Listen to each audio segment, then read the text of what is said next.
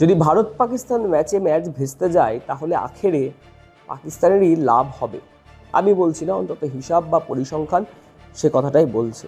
কিভাবে লাভবান হতে পারে পাকিস্তান, কি করে তাদের লাভ হচ্ছে যদি পয়েন্ট ভাগাভাগি হয়, ম্যাচ যদি একেবারেই না হয়।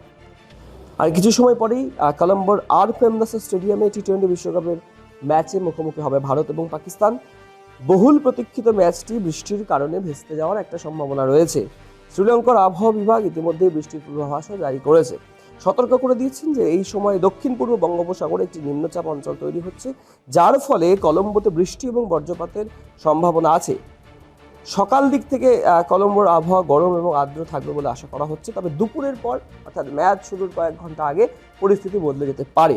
আবহাওয়ার পূর্বাভাস অনুসারে বিকেল থেকে সন্ধ্যা পর্যন্ত বজ্রপাত সহ বৃষ্টিপাতের 50 থেকে 70% সম্ভাবনা রয়েছে। সন্ধ্যা 7টায় ম্যাচ শুরু হওয়ার আগেও ভারী বৃষ্টিপাতের সম্ভাবনা রয়েছে, যার ফলে টস এবং ম্যাচ শুরু হতে দেরি হতে পারে বা ম্যাচের ওভার কমতে পারে, ওভার রিডিউস করা হতে পারে।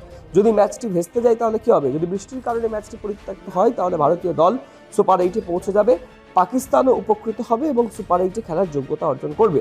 যদি ম্যাচটি বৃষ্টির কারণে পরিত্যক্ত হয় তাহলে ভারত এবং পাকিস্তান উভয়ই 1 পয়েন্ট করে তো পেয়েই যাবে। তাহলে অর্থ কি দাঁড়াবে যে উভয় দলেরই 3টি ম্যাচে 5 পয়েন্ট করে থাকবে এবং তারা গ্রুপ এ থেকে টেবিল টপার 2 টিমস হিসেবে সুপার 8-এ উঠবে।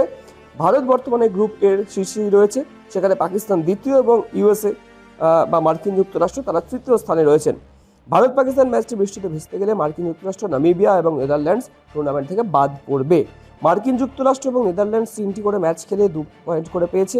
এমনকি যদি তারা তাদের বাকি ম্যাচগুলি জিততে পারে তবে তারা মাত্র 4 পয়েন্টে পৌঁছাবে, যা ভারত এবং পাকিস্তানের থেকে কম থাকবে। এদিকে নামিবিয়া তাদের 2টি ম্যাচ হেরে কোনো পয়েন্টই পায়নি। ভারত পাকিস্তান ম্যাচটি নিষ্পত্তি হলে বিজয়ী দল সরাসরি সুপার 8-এ উঠে যাবে।